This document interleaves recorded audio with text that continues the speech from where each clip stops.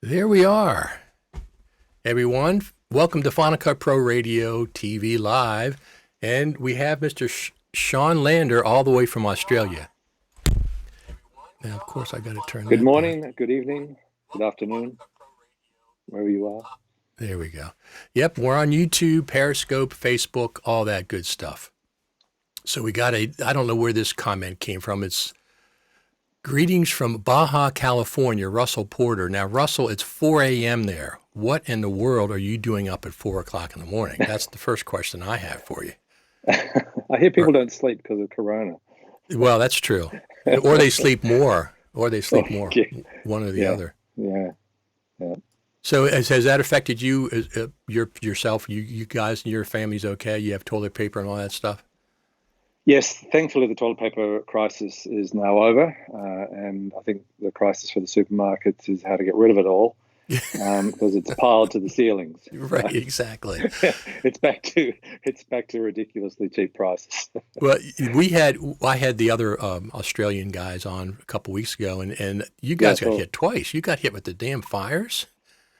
Yeah, and then you got hit with this. Yeah. Mm. It has been pretty bad, and everyone's forgotten about the fires now, which is... No, I didn't forget about them. I was watching them the whole time. Now, when we went to the Creative Summit a couple years ago in California, they had the fires 2 years ago, 2.5 years ago. They had the really bad fires, and at that point, I bought, no, I didn't buy them. I always had them, N95 masks, because that's what they recommended 2.5 years ago. By coincidence, I've been using those masks for 10 or 15 years because we used them in construction. When I worked, I was a carpenter. And then I kept on using them for when I was mowing grass, because I have 1.5 acres and I have a zero turn that I really run fast, high speed, fast. I zoom through everything, and it blows up grass dust and pollen and leaf dust and everything else. And I hate, so I've had them for a while. Yeah. So I had an old box from last year. I didn't buy any new ones this year. I had an old box from last year that You could have sold them for a fortune. Well, I wouldn't. I would rather give them away, but I need them. I need them for me as well. Yeah. So here's a comment from, I guess, somebody from one of your friends. Except for being a North Melbourne football supporter, he is one of the best blokes in the world. So I guess that's something local. Go the Roos. Yep, it is. Just that's from AFL football talk. That's from Dan Falzon. Do you know him? Dan is one of the Outback brothers. Oh, he is? He is, yes. Wow. He is the main star of the show. Wow. So, welcome, Dan. Good to have you on, mate. So let's talk about that. The Outback brothers, I saw the trailer, and you got so many different things happening there. I saw, was it a snake? I guess it's a venomous snake on one of the scenes. I saw hot air balloons. I saw a car that was on fire. I saw all kinds of stuff. So tell us about just generally what that is, Outback Brothers. Well, very quickly, it's about three brothers who were born in Melbourne and decided to make a sea change, but the opposite of sea, go inland, right to the centre of Australia, to research and learn about climate change and what they could do, and maybe do some ecotourism or set up a sustainable living centre, teach, learn, just find a good place where there's plenty of space to challenge yourself and find new ideas. And the centre of Australia couldn't be a better place for that. So in 2000, they went up there and ended up on a very large property with a little homestead, and decided to set up shop there and start learning and educating, and then eventually, due to necessity, ended up working as paramedics, all three of them. So they have very busy lives. So they do teaching. They also are keen astronomers, so they do star shows, because the stars in Alice Springs are unbelievable. It's more white than black when you look up in the sky. Sure. So they're very keen astronomers. They've built their own observatory up there now. So it was just they were also working as paramedics, and they started filming some stuff, because the things that they were seeing, they thought, well, this would make a great television show. And they approached some people down here in Melbourne, and they wanted to make more of a sort of ambulance type chasing show. Right. which they weren't really into. And then they happened to know the manager of a mutual friend, and they were looking for someone to sort of take on the job of producing a show that was more in keeping with the message that they wanted to get out there. Right. And that manager said, "Oh, you should talk to Sean, because I've done a lot of those kinds of things. I can shoot, I can edit, I've done a bit of producing." And so in 2013, I went up there to meet them at their property, and just fell in love with the whole thing. You know, it was an amazing place, amazing people. The job that they were doing was incredible, and I just thought, wow, I've got to tell this story. So that's kind of how it all started, you know, in 2013. So speaking of that, producer, director, director of photography, drone operator, writer, editor, and colorist. You missed craft services. I was disappointed you didn't have craft services in there. There was probably a bit of that, a bit of catering maybe. Yeah. What else? Yeah. So a bit of a jack of all trades. Yeah. So what about shooting? Did you do the actual shooting? Yes. I shot most of it. And what on a format? Canon 5D. Okay. Just on a Canon 5D on HD, and then we also got a Canon A7S. And on a couple of the big shoots, I don't know if you noticed those ships that were in the desert fighting each other with cannons going off. Yes. So we got some professional drone operators in for that one. And Okay. we got some proper camera people in as well, just to give us the coverage that we needed. And for those when we need things to look really beautiful, like when we went to Ayers Rock and things like that, I called in some favors from some of my cameraman buddies to come up, and they jumped at the chance. Okay. To come and do some filming with us. Yeah. So did you have any regular people that helped you besides people that you would hire? No, it was really just myself and the boys. You know, they're great. They do their own things as well. Okay. And they're pretty good at filming. So, and anytime something happened, I just said, pull out your iPhone. We made sure they always had the latest iPhones that were available. They had the A7S, so we bought that for them so they could have it up there in case I wasn't there. Right. I'd probably go up maybe 4 or 5 times a year and just film whatever story was happening up there at the time. Sure. And then they would pick up things as well with their own phones and with the A7. And you make them hold it horizontal, I hope. Absolutely. Sacrilege. You never hold a phone when you're filming. No, I just wanted to say, because if they had the Luma Touch, and Filmic Pro had they've had 3 weeks of mobile filmmaking tutorials and stuff online every Friday, and they had a promo video, and I was because I've talked to them all the time, I was so glad every single person on there held their phone horizontal when they filmed. Yes. Not a single person in the promo held it vertically. So. Yeah. So John Waters, not the one from Baltimore, just another John Waters. I says, I hope I can watch this later. You most certainly can. It certainly will be up later. It's early for a lot of people, or very late, I guess, for some. So it stays up on YouTube, Periscope, and Facebook, all 3. So I know I've talked to you in the past, and you said most of your paid work is on Avid, right? Yes. Well, let's talk about that first.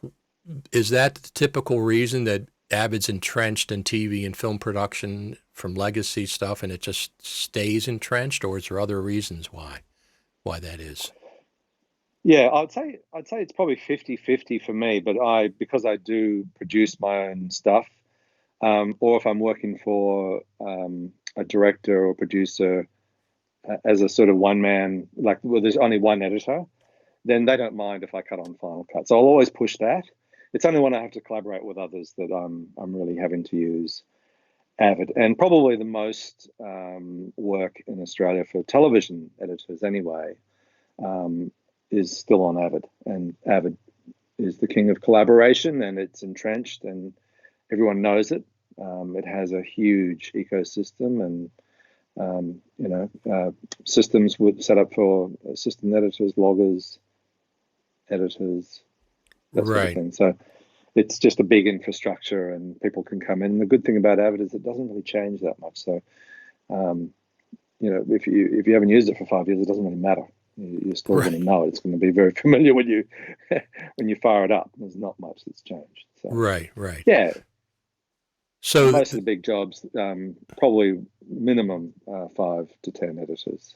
Right. Yeah, I talked to Michael Yanovich, who was 27-year Avid editor that switched to Final Cut Pro 10 about that. And he said that Final Cut can handle these big wheelhouse productions with 10, 15 editors and VX. They just can't handle all that in one the way that Avid does. They just can't do it. So not yet. No, anyway. you can sort of do it, but it is a bit of you have to sort of use third-party things, and it's not nearly as smooth as it is with Avid, where it just works. Right. So you used Final Cut. Why, taking away the collaboration that Avid has, that's one of the biggest things. You have all the outboard servers and stuff. Just editor to editor, right? Just you don't have a jellyfish for Final Cut. You don't have the Avid, what they call that stuff. I can't remember what they call it. The servers and all that. Why do you? Yeah, that's it. Why do you prefer Final Cut just as an editor? What are some of the reasons? The main reason, the biggest one, is because it just gets out of my way, and I can just edit. And the biggest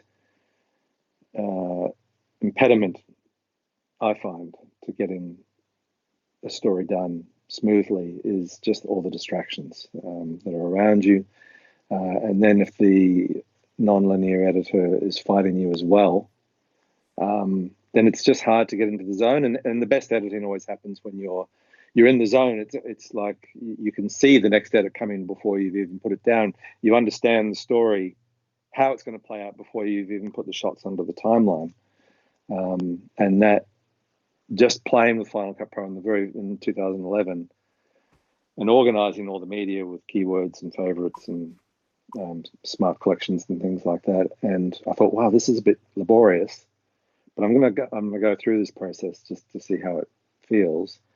And then, like, the next day the edit was done, and I go, oh wow, like I allowed it for a week to do this thing, and I had it done in 2 days. And I thought, well, there's obviously something in that. And I also had a big smile on my face at the end of it, because I just felt like I was always storytelling, and I wasn't managing tracks, and I wasn't looking at what bin did I put that clip in, and can I find it, and I was sure it was in there, but it's all that sort of stuff that you just find really frustrating. And it's not editing; it's the opposite of editing, And that's why I just fell in love with Final Cut. Now, can you search in Avid? You can now. Yeah, it's much better than it used to be. Okay. Yeah, you can. It's still not nearly as powerful. Even with the recent update, they had just a brand new update. Brand new update. It's got a couple of extra things. You can now do batch renaming in a bin. So that's exciting. Yeah, well, that's been around for a while. Yeah, but the title tool's gone though.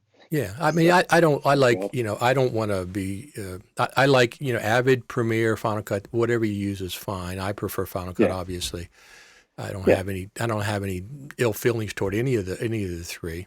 If I had to choose another one, I would probably go to Resolve at this point. I think, as far as NLE goes. I'm the same now. I've actually started playing with DaVinci Resolve in this period of isolation, because I thought I should learn something.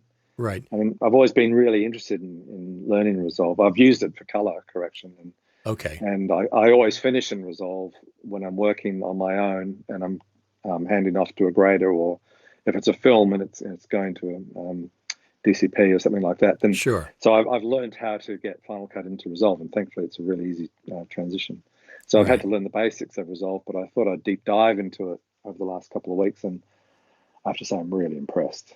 It is almost the very center ground of Avid and Final Cut together. I expect them to have a magnetic timeline coming forward, a version of it. I expect that Grant Petty will. It's almost there now. That's what I mean. That's what I mean. Yeah. Connected clips. I'm not sure about that, but magnetic timeline, it is almost there now in the cut. Well, LumaFusion on the iPad has both. It has a. Oh, does it? Yeah. Right. Yes, it has the main track is magnetic, but you can also lock tracks, so they don't move and stuff. Oh, that's nice. Yeah, well, I'd like to have that in Final Cut. I mean, I use that. Me too. What I do is I put a title track up, and I put an anchor clip at the beginning of the sequence, just a little thing that it's anchored to, so it doesn't move with the rest of the shifting around. And I can put time, markers at certain times, 1 minute, 2 minutes, 3 minutes, or whatever I wanted to do. So I've been doing that for years because we should be able to lock a track at some point. I mean, it's just whatever. It would be handy. Or just connect it to the timeline rather than another clip would be nice. Yes. So WWDC kicks off this year. They announced yesterday, Apple, on June the 22nd. Now, the 9th birthday of Final Cut Pro is June the 21st. Right. So the very next day is WWDC. I know it's not usual, but what do you think the chances are that Final Cut Pro will at least have an appearance at WWDC? They don't usually do that. They did last year because of the Mac Pro. But since it's so close to the anniversary to the when it was launched on June 21st. Oh, I hope so. And we're due. Yeah, I was going to say we're way overdue. We're 29 months on Final Cut Pro 10.5 at this point, and by then it'll be 30 months. It'll be 30 months. That's tied. 10.0 to 10.1 was also 30 months. Right, but 10.0 had many huge features that came before 10.1, whereas this has been pretty measly. Right, exactly. Yeah. So hopefully we'll get something good, or maybe a brand new version. That's one of the other things some people have been saying. As a matter of fact, I had Michael Cioni on this show, and he suggested that Apple change the name. I completely agreed with him. I thought that was your best Final Cut Pro Radio podcast. Well, it was really good. But I was said, wow, that's an interesting concept. I'm certainly not against that. So we'll see it would hopefully remove some of that stigma that unfortunately the bad launch created. So a new name, wipe the slate clean. Have a look now, guys. That's what he was saying. I think you like exactly. Yeah, so I don't know if Apple's going to take his advice, but I was I thought about that since then. I said, well, it wouldn't bother me if they changed the name and they had a brand new app. Now the question is, if they did that, would they charge again for it? Maybe they'd let all of us who purchased the original move up to the new one, and then maybe they'd make the old one maybe $99, something like that. That's what I imagine. Yeah.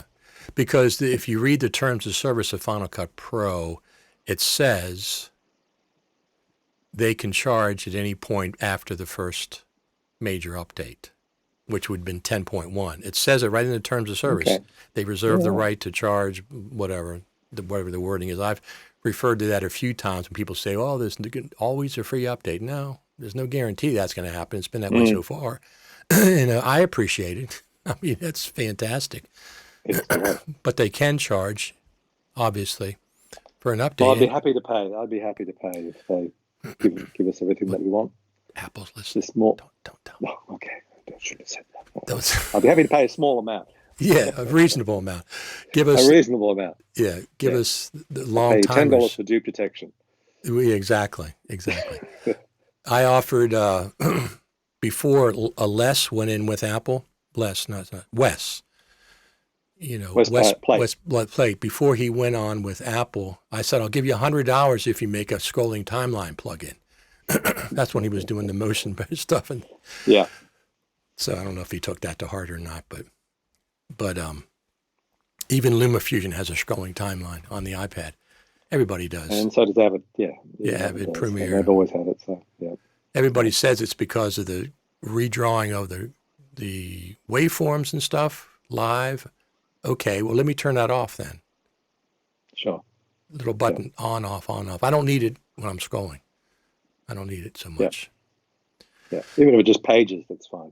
Yeah, exactly. I mean, it doesn't make any sense for the playhead to scroll off the screen. It makes no sense, and that's what it does. No. Paging would be fine. That's a first step. Yeah, it's still a great program, and I mean, in this job, there's over 8,000 items because we didn't stop filming for 7 or 8 years, and I couldn't imagine doing it on Avid. You know, it's just everything has to be at your fingertips. Keywords, finding things.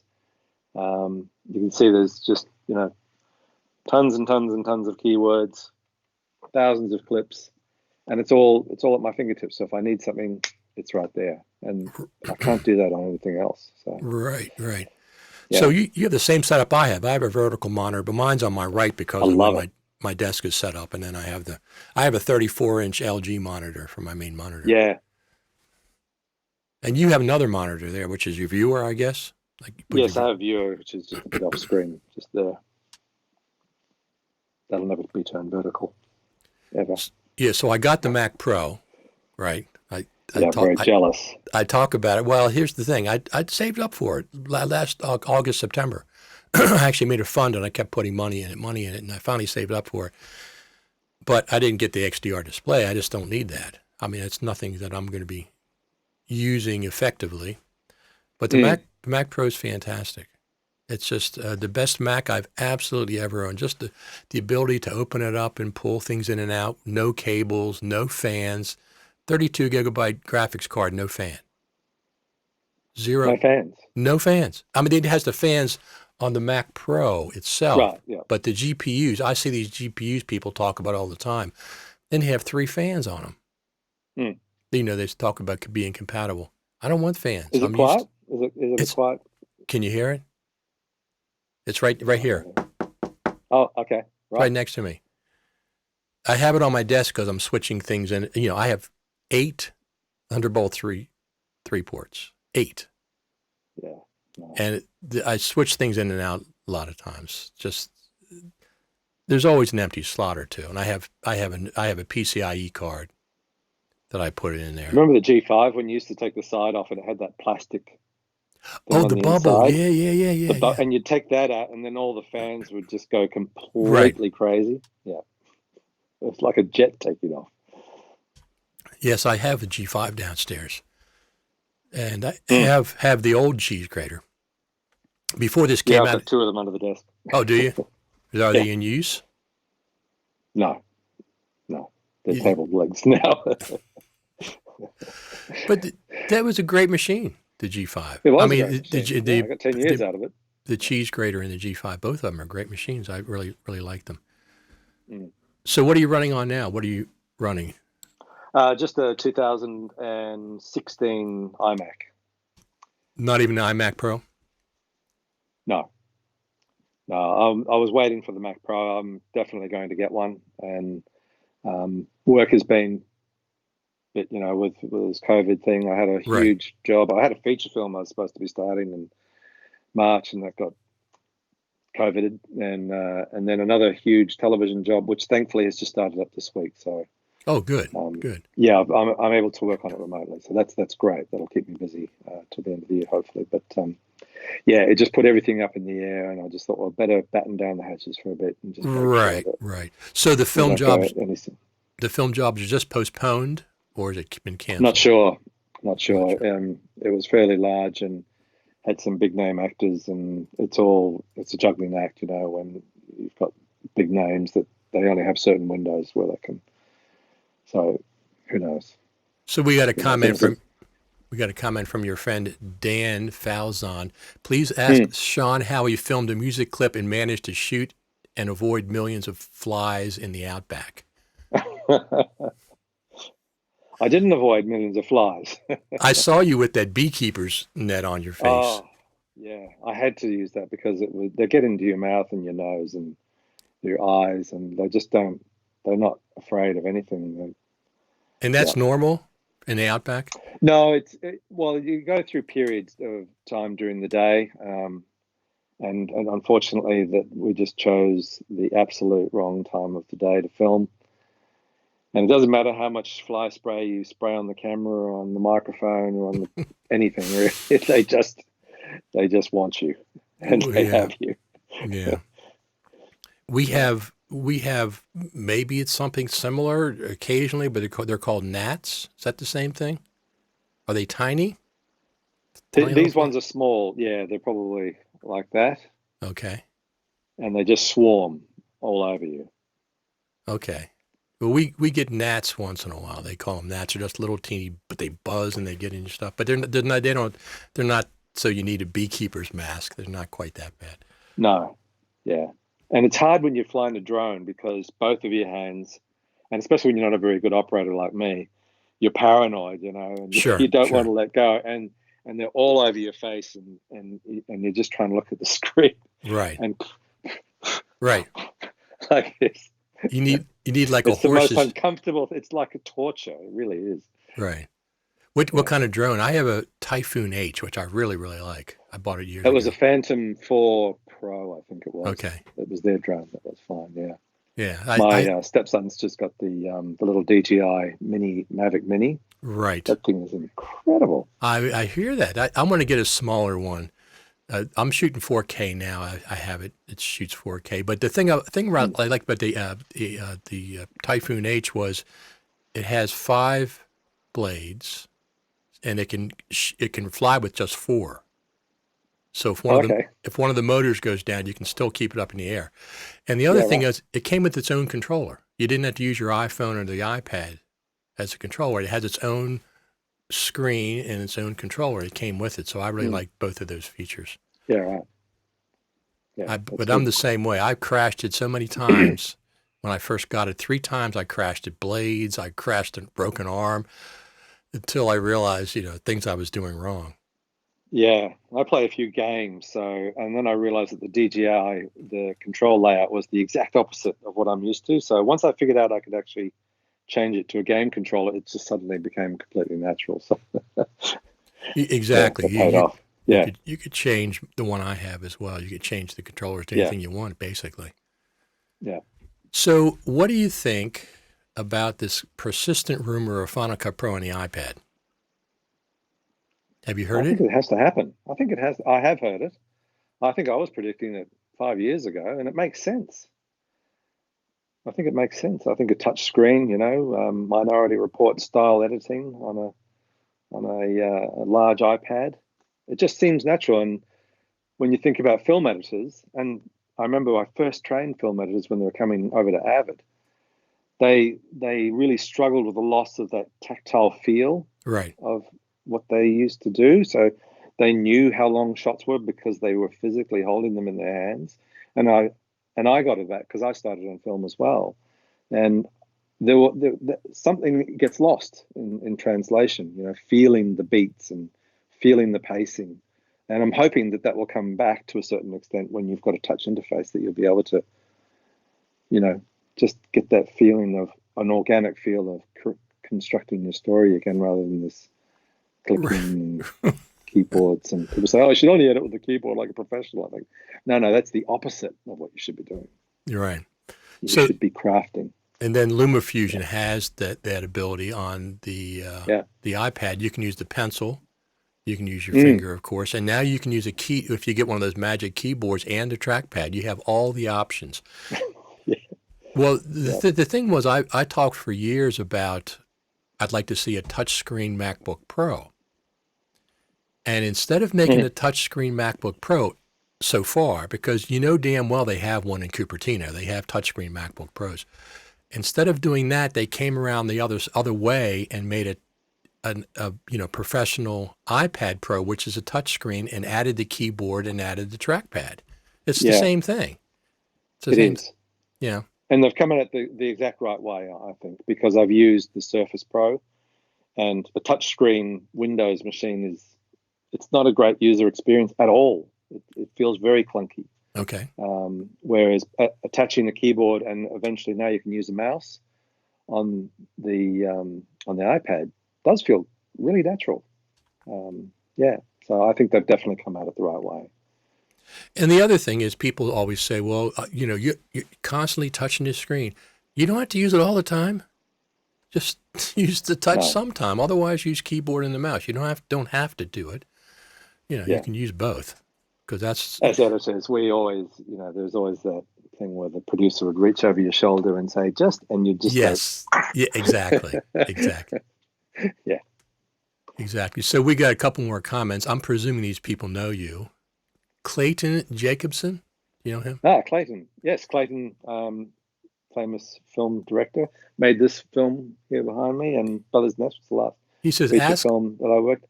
ask Sean about being attacked by bull ants on Kenny. What's going on over there in Australia? You got flies? You got bull ants? It's relentless. Yeah. So we were filming the movie Kenny.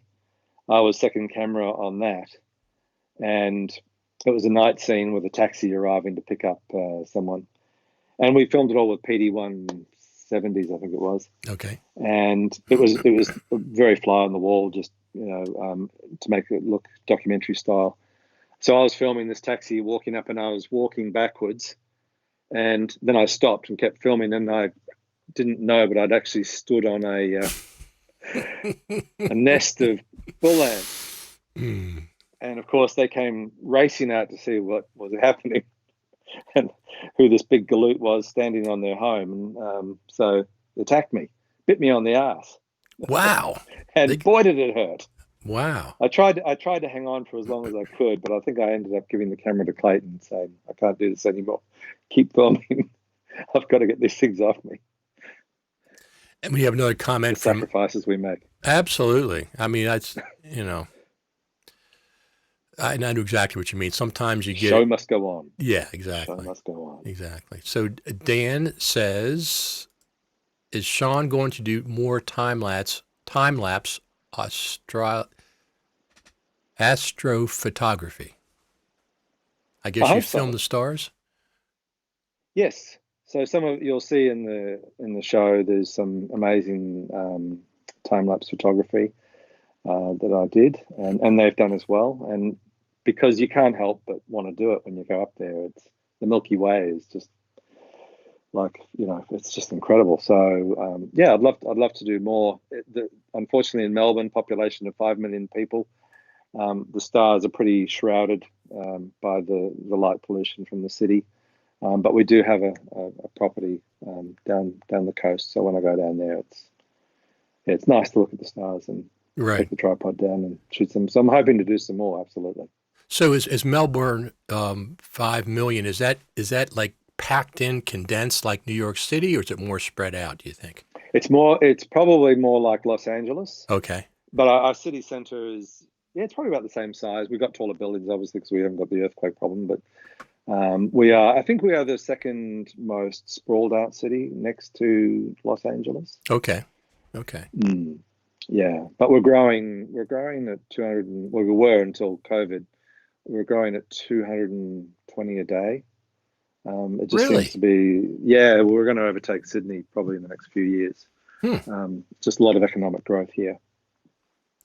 That's good. I mean, I guess that's good for everything. I mean, it's sort of good, but the infrastructure is creaking under the weight of it all. Well, that's the downside. That's the downside. So it's taking twice as long to get anywhere. And I think people are really enjoying being at home or the empty streets when you can drive somewhere. They said on the news tonight that the trams, for the first time in their history, have got a problem where they're arriving too early to the station, and people are missing them because the tram's already been. Wow. Yeah. Whereas they normally run late. Yeah, so, exactly. Yeah, it's weird. I was on I taught a class for future media concepts in Chicago, and I remember I was on the subway going back home, get to the airport, and it was really nice because somebody was watching the station, and they said, don't crowd onto this next train. I got another train coming in 3 minutes, 4 minutes. They were actually monitoring the station, and they told you that over the PA because people were, trying to pack in. You got another train coming in 3 minutes. I really like that. So, unlike Japan, where they stand on the side and they've got white gloves and they just push you in like sardines. They just pack you in there. Oh man! So we got a comment here. Hi there from the UK. Does Sean use a jellyfish? I do. It's right under the table here. Yeah, I love it. Yeah. Great. You don't use it in a collaboration sense, though, right? You just use it solo? I did. I did. No, well, I'm using it solo now. Okay. I did I guess you would call it a crime investigation series a couple of years ago. And we had 3 editors, 1 grader and 1 assistant, and 4 producers all hanging off this one jellyfish. And it was a collaboration job done with Final Cut Pro. Okay. So yeah, we couldn't work the same way as you would with Avid, but we got it done, and it worked pretty well. And everyone was very impressed at the speed of what, I mean, right. With the trade-offs, there's trade-offs in collaboration, but there's definite gains in speed of being able to get a story together so quickly, and the fact that you don't have to render and things like that. With Jellyfish, it's just so fast, and right. Yeah, I love it. It's great. So speaking of collaboration, I'm using it with Avid right now. Oh, okay. People have been talking about Final Cut Pro possibly getting collaboration for a year or 2. That's one of the requests. Do you think that's realistic? I do. I think it's necessary. I think it's really been shown how necessary it is in times like these, when everyone's having to work from home and everyone's sort of trying to figure out how to do it. And remote drives are okay, but they're not ideal, especially when you're on an ever evolving show and media is moving backwards and forwards, and media is so huge now as well. Exactly. Yep. Things like that. So it's absolutely necessary. We obviously need the infrastructure as well with our broadband, but we need collaboration, really. I mean, I love what Frame.io is doing, and they are just pushing the game forward yes, a million miles an hour after so much stagnation. It's amazing to see what they've been able to do. But yeah, so I think it's inevitable that Final Cut will have to get some kind of collaboration. And hopefully they'll do it correctly, because I have faith that they will. I mean, they usually do things, the right way. Yeah, they do. They take their time, but they usually get it right. So you worked on this Outback Brothers for years. How did you organize the media? I mean, you started with the first shoots up to the end. Do you organize in a Finder and then bring that into Final Cut? It's like a lot of films, they'll have a folder structure that they use in the Finder, and then import that into Final Cut and using keywords, folders from, make keywords from the folders and stuff. Mm. That's what you did? I sort of did a hybrid of that. Okay. So it depended on the camera that I was using. Sometimes if I was using my DSLR, I was organizing the Finder because I had to burn in time code with the original Canon that would just shoot everything. Every clip began at 0. But there was a hack that you could run it through, and it would stamp time of day code onto the clips, and I found that was vital. So in that case, I was managing that into folders, daily folders, and then other ones I would just plug in the camera and ingest straight into Final Cut with it set to an external destination, which is in the same location as the ones that I'm managing. Right. So it was a bit of both. So I was managing the Finder. I love the way that Final Cut Pro automatically does that anyways. If you set media to go externally, it puts it into date stamped folders wherever you want. And so then it is kind of like doing that work for you to a certain extent. And then, of course, I was shooting dual system audio because I was using DSLR. So I was managing that as well. Right.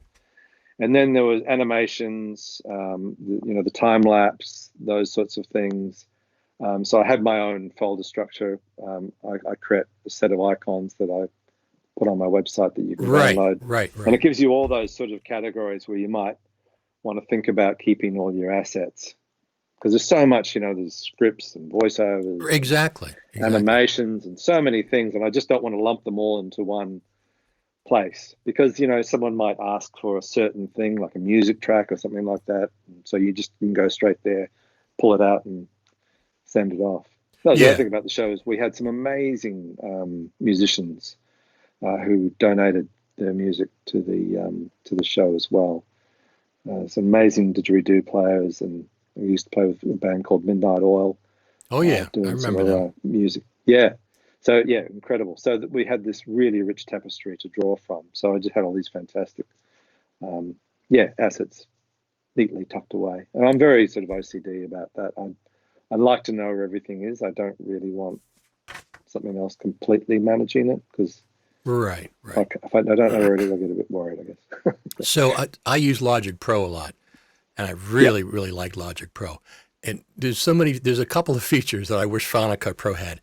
After all this time, I'd like the ability to open up a PDF in Final Cut natively or a text document natively and be able to import scripts and stuff or notes or whatever. Logic has a note panel that you can put in notes per track or per project. It has two separate ones you can put in notes. Mm. Because now you got to use a separate, you got to open up text editor, you got to open up preview to look at a PDF and copy and paste. It'd be nice to do that natively in Final Cut, right? Yeah. Yes. It would help. Absolutely. Yeah, it would certainly help. It would be nice just to be able to print bins or events or those things. It doesn't really talk that well. Getting things out of it, that's the other problem when you're doing feature films. Collaboration. They're still asking for AAFs and EDLs, and there are third-party applications that do a great job Right. after all that. But it does feel a little bit like it's missing something. Well, Yeah. Look, it's 10.5. It's got to be a big update. I mean, I think so. People. I was talking yesterday to Jeff Orthwine, and he kept bringing up the point. Well, I want stability, and I said, of course, stability is number one, and performance is number two. Both of those are the first things on the list of any update. But that doesn't mean that's all they're going to do. They have to do other things as well. But of course, that's primary. Both of those are primary. Speed or performance and stability, of course, are primary. Yeah. Yeah. Well, they've certainly got the stability, I find. I don't really have too much trouble with it. And right. Even if you do get a bad release where it is a bit crashy, you're unlucky if you lose more than 2 seconds. And I crashed today with Avid and I lost 5 minutes. Wow. You can do a lot in 5 minutes. Of course you can. That's very a lot. Frustrating. I remember those days. But I've had crashes with Final Cut. They did some weird things. People talk about it. They lose certain things. Now some of that's user error, but I use third-party plugins. Right, exact stuff like that. I use backups for Final Cut Pro to do backups besides Final. Oh, do you? Yeah, I do that. Yeah. The more important something is, the more backups I have. Absolutely. Yeah. So we had. So do you have any certain things that you like to pass on to people, a tip or something for Final Cut that you find, very, useful that maybe other NLEs don't have? I mean, I use Blade Speed all the time. I love Blade Speed. Yes, Blade Speed's good. It's certainly better than how it was in Final Cut Pro 7. It's still not quite as good as what Avid does. Well, tell me about that. So Avid has like a spline. Oh, keyframe. Okay. And you can work on the spline by speed or by duration. So you can say, I want from here to here. You can sort of do that with the Blade Speed, but it's a little bit more clunky and you have to use kind of sort of dissolves and things. I'm not sure. I think probably the biggest tip I can give to really get the most out of Final Cut Pro is to be organized. And it's probably the same with any NLE, but Final Cut even more so because it just is so powerful in the way that it organizes data and metadata, and you can never have too much description, be too organized. So I think it's I think my headphone's about to die. I'm just going to swap here. Because it pays off in the end.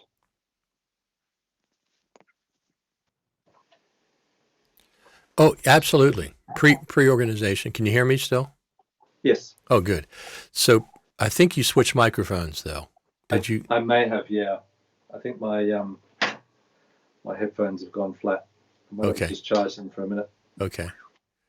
I thought they would last longer than that. They should. I use them for I use them for jogging every morning, but I use a wired iPhone or what do they call that? AirPods. AirPods. Yes. Before the iPods, it was the EarPods, and now we got the AirPod Pros. I have a set right here. I actually use these for running in the morning. I'd like to get some of those. Huh? They look good. Do they sound as good as they say? They have 3 different modes. You press click on each one and it goes to 3 different modes. One of them cuts out a lot of the background noise. One of them is you can hear it. Actually, it's like the microphone is picking up the outside and feeding it to your ears. It sounds like to me. Yeah. So you can hear, like if you're running outside, I'd like to make sure I know what's around me, what's surrounding me. So I don't get surprised by a jogger coming up behind and I turn around and smack them or something. Not that we have that. I live in the country. It's pretty quiet. But one thing that I learned when jogging is I take a metal cane with me because this has happened a few times. If a stray dog comes up, and if they're barking and growling and stuff, if you don't have something with you, what are you going to do? Yeah. You're kind of defenseless. You can't kick and punch and stuff. Not that I want to, but I've had a situation where I had my cane, my metal cane, and a woman passed by me with her dogs barking and growling and stuff she had them on a leash, and she went past me, and somehow both of them got off the leash and came running towards me. Growling, barking, whatever. And I don't want to hurt the dogs. No. So I kept them at bay with the metal cane. It's exactly the reason I keep it. So I kept them at bay until she came and grabbed them, and she apologized. The other thing is I live in the country, it's countryish, and I see foxes some once in a while or a deer or something. And just in case, I don't want to have to, you're defenseless if you're just running. You can run, but we've got a lot of foxes here. Do you? We do, yeah. Same as American foxes? I don't think so. I think the English brought them in because I thought it would be good sport to have, when they first came to Australia, to do fox hunting. Right. And of course, they have proliferated. They are everywhere in the city, on the docks, and everywhere. Right. You just see them all the time. Yeah. Yeah. Same with rabbits. English have a lot to answer for. Yeah, we have of course both of those around here as well. So as far as Final Cut Pro 10.5, I know you want dupe detection. I think you invented that, right? You invented that request. How many years now? Oh, I don't know. 4 or 5. Yeah. Pretty important. Yeah, of course. I mean, it took 5 years to get remove attributes in Final Cut. Yes. I think I was on that one as well. Right. I think I was allowed shouter on that one. That was pretty important. So the dupe detection, that's actually more important. I can tell you specifically that the Final Cut Pro team knows about dupe detection. And your name is probably attached to that because that's, Every time I send them some feedback and I just say, oh, and by the way, right, dupe detection would be nice at the bottom. Right. Hopefully it gives them a laugh. So these requests we have for things, I'd like to see colors in the browser, be able to colorize a clip for distinguish. And in LumaFusion, not only can you color clips, you can sort by color. So if you have a group of red clips that are one part of a dialogue and blue clips, you can actually sort by red and blue. Yeah. So that's really nice. These requests, I'd like to see that. We have, because people are using emojis and it's like, it's okay. I use emojis, yeah. But you're using them for color. I do. I do. Yeah, There's I'm for a very color. visual person. Exactly. I need something to Me too. Draw me to that, yeah. Yeah, absolutely. In Logic, you can colorize clips in the timeline. So if I have turn this into a podcast, I can do the Sean clips in one color and my clips another color, and I can instantly see the groups of clips. Or if I highlight something, this is red, I want to come back and revisit this. So I really like that a lot. So These requests sometimes, I know, we think they're simple for them to implement. There's usually a reason why it takes longer to implement so they don't cause problems somewhere else. Sometimes, though, it seems like it's a philosophical thing. Yeah, I certainly get that impression with the colors that are available at the moment. You mean those California Earth colors? Yeah. At least borrow the Logic Pro teams. I mean, they're a pro app. Borrow their color palette. It's much more expensive, but they're still related to each other. But at least borrow theirs. You took their plugins. And the other thing is, Final Cut Pro team, let Logic have the live skimmer, because I really miss that in Logic. That live skimmer is such a great feature in Final Cut Pro 10. It is, yeah. I forgot about that. That is something that just saves you so much time. Just being able to skim through your rushes and the bins. You can't do that now at all. So how many terabytes was Outback Brothers? It wasn't that much, because that's the other good thing about Final Cut is you don't have to transcode. So everything was H.264. We did a little bit of ProRes, but that was mainly we had to optimize some of our drone stuff. Sure. I think in total it's 3 terabytes. Oh, that's not too bad. No, it's really, really good, really manageable. And you sold 6 seasons? Is that what it was, or I read somewhere? Oh no, 6 episodes. 6 episodes. I'm sorry, 6 episodes. 6 half-hour episodes. Yeah. It went to where we made it into a documentary first. And that went to air in 2015, and it got a great response. And I think over 1 million people have seen it. And the boys can attest that a lot of people have come up just to see the Earth Sanctuary in Alice Springs because they saw the documentary. And I think the Northern Territory government was very happy with it, so they were happy to fund us to expand it into to a 6-part series. Excellent. Yeah. Yeah. So very pleased with it. So how did you negotiate? Did you have somebody to negotiate for you with the networks, or you did it directly? I think we had a good relationship with them because of the documentary, and it did very well. I think also it's a good time because the networks are desperate for content. Well, that's a good point. Yeah. Nothing's being filmed. And then it also ticks some other boxes for them because it's Australian, it's high definition, sort of, and those sorts of things are requirements that they must broadcast a certain amount of this every year. And I guess a testament to ourselves, it looks fairly high quality. We know what we're doing. I've made a lot of television over my last 38 years, it looks like a proper show. It's not a backyard job. Right. We didn't sell it for much, I've got to say, but it does tick some boxes for us. It's already been paid for. Sure. By the funding we've got. Not a lot, but it was enough. And this will tick some boxes for us, and hopefully we'll be able to get it overseas, and you'll be able to see it over on streaming channel over there. Yeah, that would be great. The trailers you have is really, really fascinating. I mean, it's such a wide variety. I'm trying to think of what to compare it to. It's kind of hard to compare it because most of it is live, unrehearsed, or was there some scripted stuff, or how did that work? It's mostly live, certainly the ambulance stuff. Sure. And then there was, some of it was sort of recreating things that did happen. And then there were some things that were manicured a little bit. So the Henley on Todd, which is the annual river regatta, which is played out in the dry, waterless Todd River that runs through Alice Springs, which is just a dust bowl. So we created a little story so we could get the boys involved. Right. So they could get to ride on one of those giant ships with the cannons and things. Sure. But they were part of it, it was all, but we just kind of gave it a bit of a nudge to give us a storyline to get in there and have a bit of fun with it. Exactly. Yeah, so there's a bit of all that. So some of it's real, some of it's a little bit just help the story along. Right. So anybody you want to give a shout out to besides the 3 brothers, of course. 3 brothers, yeah, incredible what they've done. Amazing sanctuary that they have there, and they get people coming from all over the world to learn.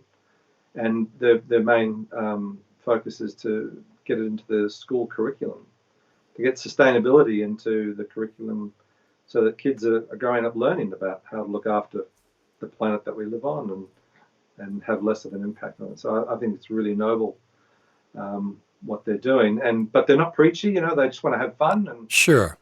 they know that if you try and bash someone over the head with the message, then they just walk away. Right. So you've got to have some fun with it, and just show them that you can enjoy the process. And I think we've succeeded. What do you think about Tim Cook mentioning Final Cut Pro and Logic Pro on the Apple earnings call the other last week? I don't think he's ever.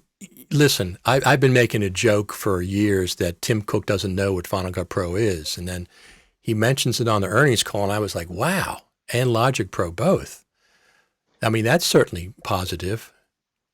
Yeah, I have mixed feelings about it, because it was a 90-day trial, which is incredibly generous of Apple, I guess. Not that they need the money or anything like that, but it worries me a little bit, because are they going to release a brand new version of Final Cut Pro when someone's halfway through their 90-day trial? You mean it might delay the release of 10.5 is what you're saying? Yeah, some people have said that. Yeah, I don't know. Yeah. I don't know. It might be okay if they release a whole new version and say, well, now you've used Final Cut Pro, right? You can upgrade to Final Cut Studio. Right. Maybe that's what the well, that could be. And also in that earnings call, this was amazing. 100,000 iPads were bought by the LA County Public Education System, and New York 350,000 iPads for the educational system. Because it seems like Apple was falling behind in the educational system for a while, but those are gigantic purchases. It's good for LumaFusion. They dominate here in Australia. All the kids, now that they're homeschooling, are all on iPads. Oh, they are? Yeah. Mine's on an iMac as well, because I had a spare. But right. Yeah, she gets all the lessons on the iPad, and it's all, they submit all their lessons and things on their iPads. Yeah, that's fantastic. And they're so dexterous on them. My God. My daughter, who's 10, she's been using iPads since before she was 2. And she just flies on it. She probably thinks a MacBook Pro is old-fashioned, right? Well, she looks at the mouse, when she's on the iPad. What is that? Saying, what is this? This is crazy. Right. So these kids growing up, they're going to be all touch-based on the iPads. Right. So Final Cut's going to have to get there eventually. Logic, those guys. Exactly. That's why it has to come. It has to be a touch. One of the biggest, people comment is you can actually hook a USB-C drive to the iPad Pro, and you can in LumaFusion, and you can select clips and set in and out points, but in order to edit them, they have to be copied to the iPad Pro storage. Oh, okay. Because of multicam. They do like 4 or 6 layers on an iPad, multicam, and the performance is not there for real time. So. Right. And I found out, as a matter of fact, it was Chris Hawking said that the reason that they can't do real time when connected with the USB-C drive is because Apple, at this point, goes through the Files app. So in other words, you don't have direct access to the media on a hard drive. You have to go through the Files app to touch that stuff, and that's what slows things down. If they had direct access to those USB-C drives, which it could be coming. That's definitely on Apple. Yeah. Could be coming. Yeah, there's probably some security issues that they're a bit worried about, that they might want to channel through. Maybe the File app has some extra layer of security. Yeah, it does. It's exactly. Code from getting into the iPad. So we got a comment from your buddy Ronnie Cortons. It says, I heard that the Final Cut Pro version on the iPad will have dupe detection.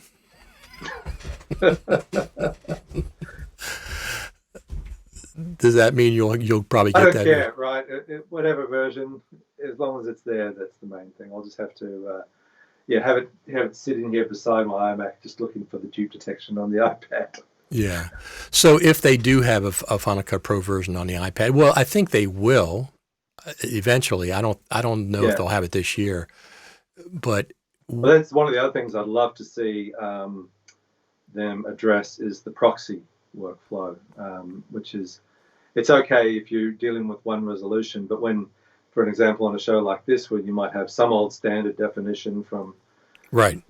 the late 90s, or even when there was some stuff shot when there were kids that are in the show, and then you've got 4K, and then, well, Final Cut just says, well, let's just halve that. So you end up with one frame that's like that, and you can't even see it because the resolution is so low. Right. Right. And then the other one comes from 4K down to HD, and you can't even tell the difference. Right. It'd be nice if I can say, well, just let's make it a data rate, and so the standard definition doesn't need to get any smaller. It's already tiny, but let's bring down that 8K footage. Sure. Something that's manageable, so I can look at it on my iPad. Sure. But exactly. that'd be very nice. Yeah. Yeah, because I shoot everything in 4K, and with the exception of what is that app on the phone that Filmic Pro makes? Double Take. Oh, right. Yep.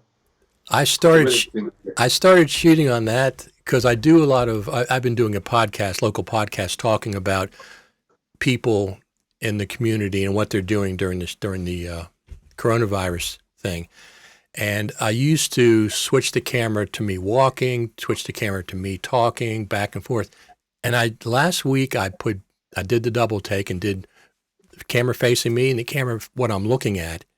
Fantastic.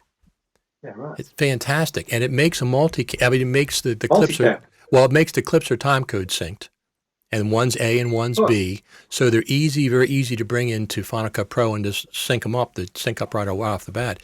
So then I have me on camera and what I'm looking at the same time, and I really like that. Now the thing is, it is 1080p because Apple has a restriction; they don't allow, probably because the hardware can't support 4K. Even all the cameras are 4K.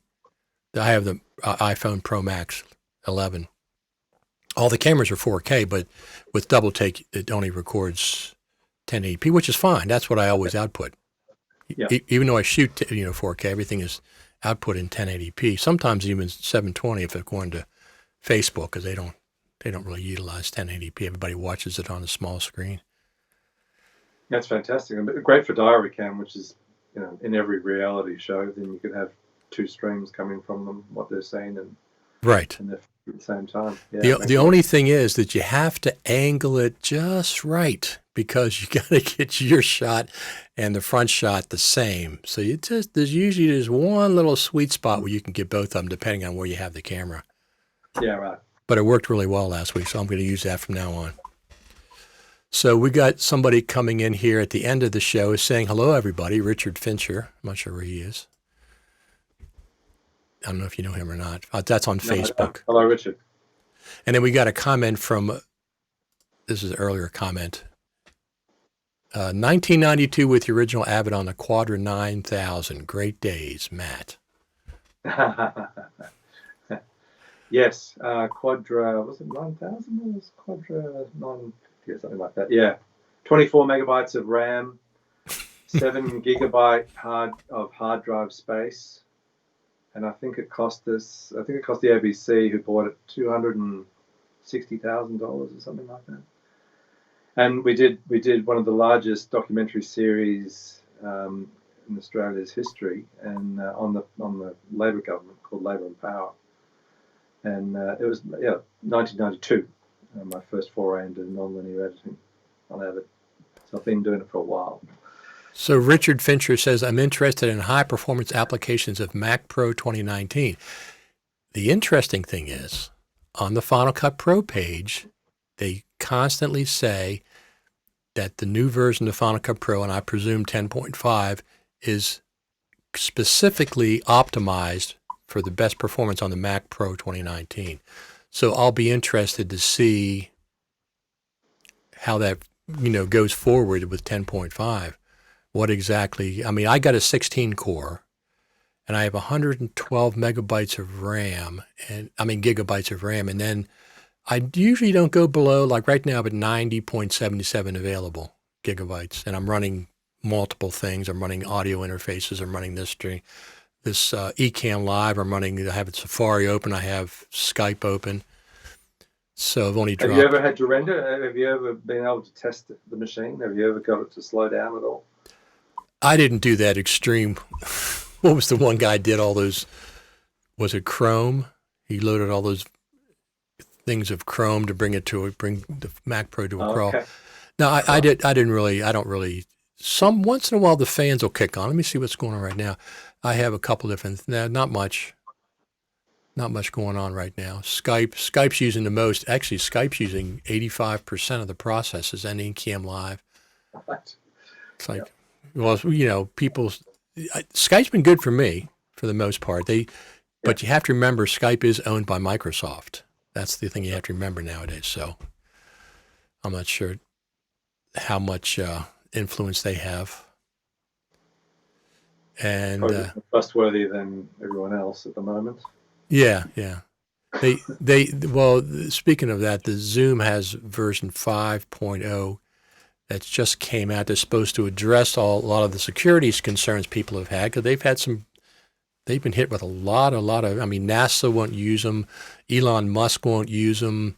A lot of the school systems in New York and local won't use Zoom because of all the problems. The Zoom bombing is one thing, right? People have dropped in on school chats with kids and they were, they shouldn't have been there.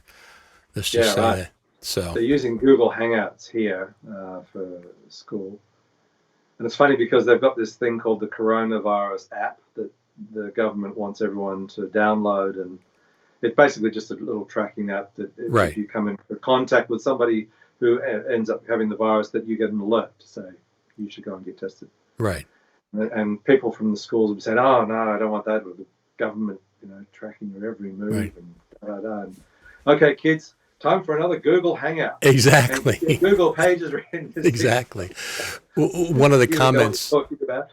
Exactly. One of the just sitting there saying, "Yes, thank you." Right. Google was one of the companies that said you can't use Zoom. Now I'm like, Google, of all people? Pot kettle black. What? Exactly. They have their own problems. But I think Zoom was on top, above and beyond normal security with they added a lot to the Hawaii or whatever that is. Yeah. But version 5 is supposed to be taking care of a lot of that stuff, thank God. I haven't tried the FaceTime. FaceTime has a lot of, you can go up to 30 people. I haven't tried that yet, but with this Ecamm Live, which is a software I use, I really, really like it. They're a great company. Two young brothers have developed it, and they're really doing a great job. They use Skype right now to bring in guests, but they're working on an independent way to do that within Ecamm Live. Probably send people a link, and they'll be able to log in. So they're working on that. Yeah, right. That's great. Yeah. Anything else, Sean? Have we covered everything? I think so. Besides dupe detection, what else do you want to see? And maybe collaboration in 10.5. What else would you like to see? Collaboration, I'd like to see them revisit the naming convention of Final Cut Pro. I think it's a massive problem, the way that a sequence or a timeline is called. Well, to talk about that for a second, why is that a massive problem?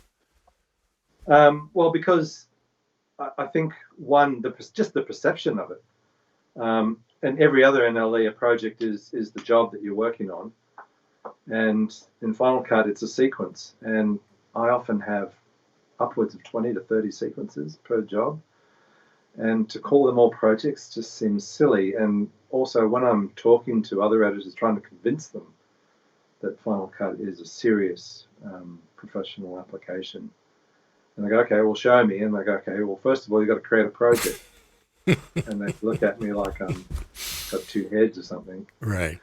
And then their eyes roll, of course, and they go, "Oh, yeah, that's what iMovie does, isn't it?" And the same with events. Right. Events really does sound like this is Jimmy's 12th birthday party, and this is a holiday to Hawaii, and those kinds of things. I don't understand why. I do understand that they wanted to get the iMovie people, and this is a nice transition for them. Very easy, and as you said on one of your podcasts, I think, was that iMovie is the most popular non-linear editor in the world. Right. Final Cut Pro is probably the second. Right. So it makes sense. But for us, it doesn't make sense. So maybe there can be a third application called Final Cut Pro Studio, or give us an advanced, like they have in Logic Pro. where you just tick on the advanced thing and then everything changes to a familiar environment for professionals. So I think it doesn't really bother me. People think that it bothers me that it's there because of my own. It bothers me that it makes it harder for me to sell Right. the virtues of this program when it has this these sort of childish naming. Now, do you think you'll get dupe detection first, or they'll change the names of projects and events? I guess it depends on which tack they take. You know, I Yeah. think if it's Final Cut Pro 10.5, I think I won't get dupe detection first. I think if it's called Final Cut Pro Studio and it's a new application, then I think I will, along with naming. Yeah, and fingers crossed that's what we get. Yeah, exactly. What else would you like to see? Collaboration. I'd like to see a more robust media management. I'd like to see better proxies. Yes, proxies, absolutely. Better proxy workflow. Yeah, I'd like to, I think you've mentioned this, I'd like to be able to force it to relink to things. I don't want the sort of crazy AI mathematics or whatever is going on behind the scenes where I should say, there it is. Right. Final Cut Pro says, no, that's not it. And I go, no, that's it. I know that's it. Right. Give it to me. Exactly. Go, Well, no. It'll I'm trying to protect you from something. It'll unlink a clip for some reason. Not any effects applied to it. No titles. Nothing special. It'll actually unlink a clip, and when you try to relink that same clip, oh no, you can't relink that clip. Yes, I can. I'm going to force it to. So sometimes it seems like Final Cut has training wheels on for people, and I don't like that. No, I don't like that either. The little triangle that pops up sometimes on your events, and you go, why is that there? And being OCD, just go, well, there must be something wrong. And I can't output this if there's something missing, but I don't know what it is. Right. This is going to the network. This is going to be seen by a million people. I don't want to know that, I don't want to send this out if something's missing. Right. And then you've got to do a whole bunch of detective work to try and figure out what the hell it is that's missing. And it may be nothing. Right. Well, definitely better troubleshooting, in reporting of errors rather than just generics. So Logic has an advanced preference pane. Yeah. And you can check like 6 different things on or off if you want them. So you could have a simpler version of Final Cut if you wanted it for new users and students and stuff. But more advanced people should have access to stuff like the automatic white balance. We don't have any access to what that is. The noise reduction, which I use sometimes, paradigm. I don't know what that is. I don't know what I should have more parameters sometimes, some more advanced things. Don't have to use them if you don't want. Yep. Don't have to use if you don't want.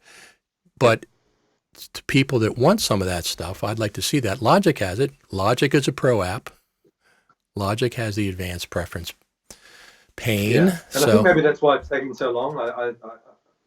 You run the risk of doing an Adobe where you just dump millions of features in there and it becomes overwhelming and that is the worst.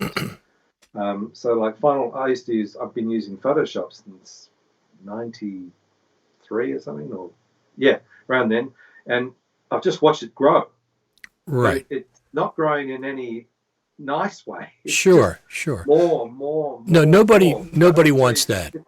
Nobody wants that for Final Cut. I think that's the balancing act, and that's one of the reasons. The first thing I said why I love Final Cut Pro is because it gets out of the way, right? And it just allows me to focus on what I'm doing, and I don't want all that extra stuff, but I do, but I don't. You know what I mean? I want it hidden away, and when I need it, then I want to be able to turn it on and use the features, and then hide it again, right? So I can just get to what's important, right? I don't want it in my face like it does with Premiere Pro and those kinds of programs, which drives me insane. So that's so 10.5. Once again, of course we want performance. Of course we want stability. Those should automatically be the first things you deal with. But it's been 29 months since 10.4 was introduced. It's time for something. 10.4.4 was a big update, but Apple chose not to call that 10.5 for a reason. Whatever the reason is, they called it 10.4.4. As a matter of fact, I think it was 10.3 to 10.4 when we went to the Creative Summit and they introduced 10.4. I walked in there not knowing it was called 10.4, and I looked at one of the Apple guys. I said, "Is this 10.4?" Because it didn't seem like that much had happened That was the before. one where they let you live stream right out of the lab, wasn't it? Yeah, at the lab, exactly. Yeah. I was kind of surprised it was called 10.4. I was expecting 10.3.5 or whatever, 10.3.8, whatever the heck it was. So I was, once again, when 10.4.4 came out, Apple could have called it 10.5, but they didn't for whatever reason. So 10.5, some brand new, and that was real good evidence of Apple listening. Yes. So the color board is still there. But Yes. if you want all that extra power of curves or color wheels, and you want a comparison viewer, Right, comparison viewer. Now it's right in there, and some people don't even know it's. I only had to tell someone the other day that it's actually there. It's hidden away. If you want that power, you can just switch it on, and you can do some incredible color correction. Yes. Final Cut. I did all the color correction, even though I do know Resolve and I love it. It's just so easy in Final Cut Pro, and just to do it while you're working at the same time, and do a color pass at the end. But right. I find the new controls. I wouldn't have done it if 10.4 hadn't been out. But the extra power that's there, it's fantastic. Yeah, I actually did a tutorial on the comparison viewer because I got so many people didn't know about it, and plus, when I do tutorials, I learn myself. As I'm doing them, I say, "Oh, wow, I didn't know about this. I didn't know about that." I actually learn things myself, so I enjoy doing them, especially for repetitive. I can't export. How do I troubleshoot Final Cut Pro? I do these, these pages and stuff. People can go for a list. I haven't updated some of them, but I have to do. But so, what did you do for getting your audio? Did you do it all in Final Cut? So I did send the audio out. Pro Tools. To Pro Tools, yes. Okay. That's what most people, most of the big films and stuff do. They go to Pro Tools. So is that process, how is that process? Oh, it's seamless.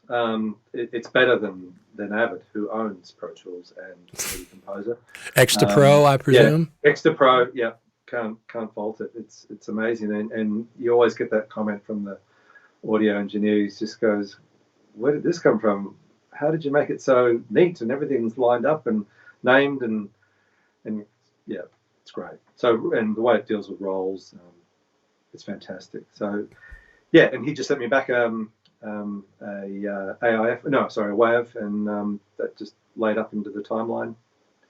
Got all the mix, the mix minus and the narration only and music only and all those stems. Right. And out she went as an MXF. So you don't use Logic at all? No, I haven't really had the time. I'm anal about audio, but I'm not a musician. Right. And I guess I see some of those controls and I get a bit scared. Yeah. I used to use Soundtrack Pro a lot. Okay. And I loved it, and I was quite sad when it went away. And then I thought, well, I'd try and learn Logic, but it's pretty overwhelming. It is initially. I mean, I came from audio, so I did audio before I did video editing. So I like it a lot, but yeah, I've started playing with Fairlight in Resolve because I think that is actually a bit more easier for an editor to understand, and also it's your own timeline. So you just go to the Fairlight page and there's your timeline, but it's all expanded and it's got that's pretty stable now. Fairlight. Yeah, I haven't had any issues with it. It's fast. I'm really impressed with Black Magic, local Melbourne boy, Grant. Yes, Petty. Absolutely. He's done good. I've known Grant for a long time. When he was first peddling Digital Voodoo back in 2000 or 2001 or wherever it was, and to see him kicking goals, and I know how passionate he is about video and doing things right. And, sure. And just incredible. I'm super impressed by what he's been able to do with the video. I am as well. I mean, that's especially the free version of Resolve. So I wonder if he changed what he was going to present at NAB. They brought the ATEM Mini Pro out like a week before, and they did a small update to Resolve. But the last 2 years, he did full number updates to resolve, at least in beta at NAB. And of course, they brought the 6K camera out last year, or whenever it was. And this year, so far, just the A10 Mini Pro and a small update to Resolve. I wonder if there's anything else they're going to introduce. Isn't there a virtual NAB coming up on the 15th? Yes, next week. Next week, oh, okay. 1 week, yeah. Right.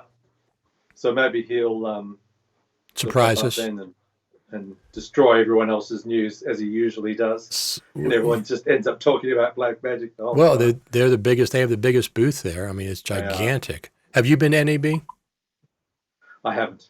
No. So when you walk into the main entrance, the South Hall, Black Magic booths on the right-hand side is just gigantic. It's just gigantic. Yeah, right. The whole, it's not even a booth. It's just like a whole floor. And from what I understand, that's where Apple used to have their booth when Apple used to be there. So. Right. Yeah, right. Good old days. Yeah, yeah. If we have any more NABs, who the heck knows? It's crazy times. I just hope they have the Creative Summit this year. And my idea is that we can everybody that wants to go to the Creative Summit, because there's only typically 150 people, attendees, plus the people that run it. So less than 200 people, we can all go to Apple HQ first and get tested. And if you don't get the negative test, you can't go to the summit. Something. Apple's got something going on. Yeah. We'll do it in isolation in the ring. We'll just do it. Exactly. If they can put us up, I'm sure they've got space. Yeah, exactly. All right, I'd love to come over, say good day to you and everyone that has been amazing. Philip Hodgetts and Steve Martin and all those guys at Ripple. It's just fantastic. The ecosystem and the people around Final Cut Pro is like no other, and it's amazing. That's what it seems like to me. Like it's a much friendlier group of people. Much friendlier, and the support that everyone gives each other. Maybe because we are the outlier, I guess, the outlaws or whatever. But and the plugins and everything, we're spoiled. We really are. So I guess that's probably why we want to tell everyone else about how great this program is. So in 2018, Apple officially announced 2.5 million seats of Final Cut Pro.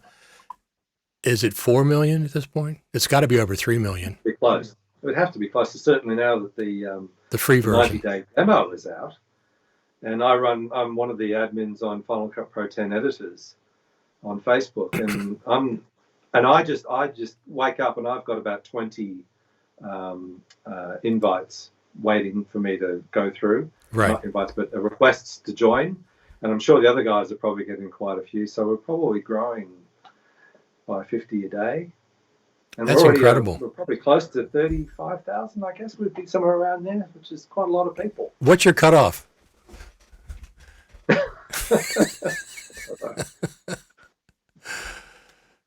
That's probably that's probably the biggest Final Cut Pro Facebook group that I belong to, for sure. Yeah, absolutely. And it's a great group. Yep, absolutely. There's great bunch of people. So if you're watching, I'm one of the admins. Maybe I've deleted some posts of yours. I'm sorry, but we do try to keep it focused on Final Cut Pro 10. That's the goal. There are some beautiful videos we've had to send away because they haven't had any descriptions about how Final Cut Pro is used to create. I do the same thing. Post something, so just make sure you why you did it in Final Cut Pro 10, what your experience was like. Add that to your video and it'll stay up. No problems. There you go. Yeah. There you go. Yeah. All right, Sean. I think that's. But anything, thanks, Richard. Absolute. Anything else you want to do in closing? No, just stay safe, all my friends in America and across the world. I hope you're all staying safe through this really rough time. We'll get through it together, as they always say. Yes. At least we're editors. We picked one of the best professions to work from home. We're used to being isolated, exactly, and alone, and introverted. And to work from home. This is water off a duck's back for us. We're laughing. Absolutely. Yeah. Thanks, Sean. I sure appreciate it. All right. Okay. Bye. Thank you, Richard. Bye. Take care.